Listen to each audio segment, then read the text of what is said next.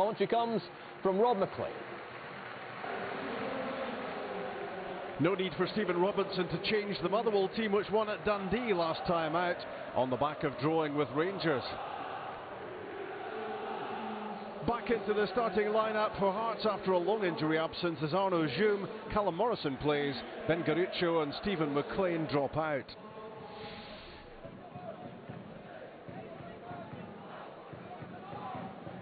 Up goes Main, that's Johnson, and Curtis Main with a really good hit. Bang on target. And that's a good save from Bobby Zlamal in goal for Hearts. Suter's header clear, flicked on by Johnson, linking up well with Main. This is Richard Tate from the angle. And forcing Zlamal into another save. Unlikely though he was to score from there. Craig Levine in the director's box in contact with the technical area. Bigirimana's free kick coming off the head of Naismith. That's Andy Rose. And Peter Hartley struck that really well. Good technique from the central defender. And this flicked off the head of Jimmy Dunn.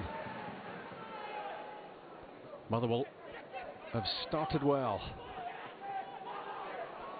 Carl McHugh's back pass is dropping short. In goes Ikpeazu. Carson's in trouble, and Stephen Naismith will score his 8th Hearts goal of the season, 9 if you add on the Scotland goal against Albania. It's a nightmare for McHugh. The back pass was never making it. Carson in trouble. Naismith scores, and this is really painful for Trevor Carson in all sorts of ways. The goalkeeper stays down. And it's the end of the match for the Northern Ireland international. And Stephen Robinson will need to make a change. Off he goes on a stretcher. The former Carlisle and Walsall goalkeeper Mark Gillespie takes his place.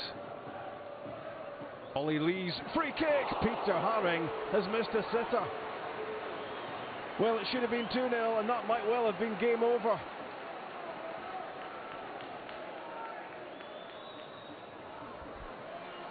Alan Campbell as Motherwell plot a way back. Bigirimana, great ball in from McHugh. Well, what a sweet moment that might have been for McHugh had he diverted this past Zlamal. But Hearts still in front. And it could be another tonic for the recovering Craig Levine. Lee's free kick, defended pretty well by Motherwell. Arnaud Djoum can get this back in. And flapping at it was Gillespie, the substitute goalkeeper. But he did enough to just get this out of the danger zone.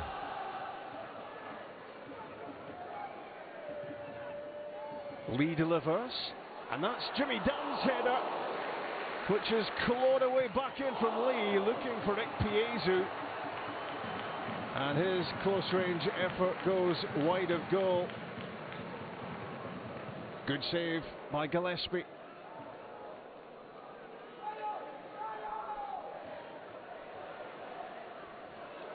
So difficult to play against Uche Ikpeazu. And this is Djoum. Dimitri Mitchell is in, and Gillespie makes another really important save, and he keeps Motherwell in the game. The unknown Manchester United man threatening here to make it to the best part of 3,000 travelling Hearts fans here, hoping their team can make it 5 league wins out of 5. Here's Ollie Lee going close. Good strike from the midfielder, fizzing a couple of feet wide of target. Bigirimana, a bit part player for Motherwell last season, much more central to what the team is doing this time around. That's a lovely ball in for Andy Rose, couldn't quite get it gathered up as he raced in on goal, and he looks across and sees an offside flag up in any case. First and foremost, an individual error actually costs us the game, and then the decision that went against us, you know, a 50-50 ball, but Trevor clearly gets the ball. I have the benefit of watching it back again. Bobby doesn't, you know, so it's a very difficult one for him to call. But I mean, potentially our goalkeeper's got a broken ankle or a broken fibula, so it's disappointing to lose the game like that. The overall balance of it, there wasn't a whole lot in between the two teams. I thought, if anything, we had more of the possession without really hurting them in the final third of the pitch, if the truth be told. I think we were worthy winners, certainly on chances and possession, I would imagine. And I'm thrilled to come here and get 3 points, because it is a tough place to play. I mean, I thought today wasn't as difficult as some of the games that we've had here recently. Well, Hearts absolutely soaring. It's 5 wins out of 5, but a sore one for Trevor Carson, the Motherwell goalkeeper. Let's take a very close look at this, shall we? In the end, let's cut to the chase.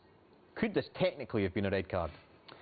I'm not sure about that, Jonathan, but one thing's for sure, this is a terrible pass back from Carl McHugh. He stitches his goalkeeper up, and then it looks like a 50-50. I can understand why the referee hasn't given it. None of the Motherwell players react. It happens so incredibly quickly. But Ikpeazu is late. He's late to the challenge. It should have been a foul, and therefore it shouldn't have been a goal. Endangering the safety of a player, Michael? He has to go for it, though. That's his argument. It's fractional. It's within a millisecond. Ikpeazu has to go for it. You see it here.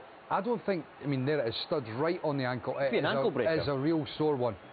But I don't think he tries to go in with his studs to win the ball. He's going in to get his foot round it to go past the goalkeeper. And regardless of the intent. Yeah, but Thomas says it's a split second late.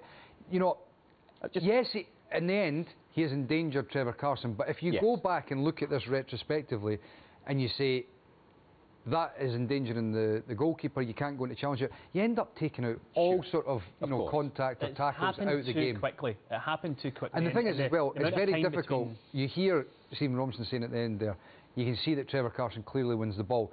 And he did get it right, only when you watch the replay watched it back. Because the challenge looks like a 50-50. It looks as if the two of them win the ball at the same time, and it rebounds for Stephen Naismith. Yes, I'm with Tom. It's a free kick. I'm a little bit loath to say that it should be a red card. But technically, you probably could get a red card. People are always looking for consistency from the laws of the game, aren't they? That's the thing. Yeah, but as I said, to explain that, if you take all those incidents and retrospectively look at it, you'd end up taking almost every challenge. You can understand the frustration from Stephen Robinson having gone back and looked at it and seen that it was a foul. But at real speed, at live time, it's a very difficult decision to make. Absolutely, of course it is, absolutely. Great win for Hearts. Such a great start to the season. John Souttar, what a week for him as well. Brilliant. Huge force for Hearts and a huge force in the international scene for Scotland. I thought he was great in the Scotland games, especially the second one, and he's really matured as a player physically as well. And I think that's one thing that stood out for me, is that he doesn't get dominated in the air as much. Look at this, he had one like this in the Scotland game, he actually got booked for it, but he's going and dominating balls in the air, and we know that he's a very technical footballer as well. Look at this pass, the quality of that pass is sensational. And he's getting better every single year. He captained Hearts yesterday. It shows the faith that Craig Levein has in him as well. And he's having a fantastic start to the season. John Souttar, obviously, you know, I think he's a real force. I'm not sure that he's a force, but there's a real force for me, Jonathan, in the Hearts team and for the national side as well. What are you talking about? And, I don't know, I didn't get that. I think the most important thing is that Christophe Berra, obviously getting injured, question marks about was John Souttar going to be able to continue the form that he's had. He's just gone from strength to strength. And, you know, there's a lot of similarities for me, and I'm not going to, you know, pigeonhole him as Rio Ferdinand's level, but when you look at Rio Ferdinand as a youngster, there was a lot of criticism about lacking concentration, making mistakes, technically a very good player, but was he a defender? And you see John Souttar, and he's only 21-year-old, and I think that defensive side of his game is coming to the fore now. But as you saw with a couple of those long-ranging passes, he's got that in his locker as well. I think you can see with his body shape as well. He's no longer a wee boy, although he's got a very young-looking face. He has built up. You know, he's bulked up, and that's proven in the way that he's playing. And good to see Craig Levein back at the football. Hearts 5 wins out of 5. Dundee 4 defeats out of 4, and pointless at the bottom of the table as they went to Ibrox to face Rangers. Kenny Miller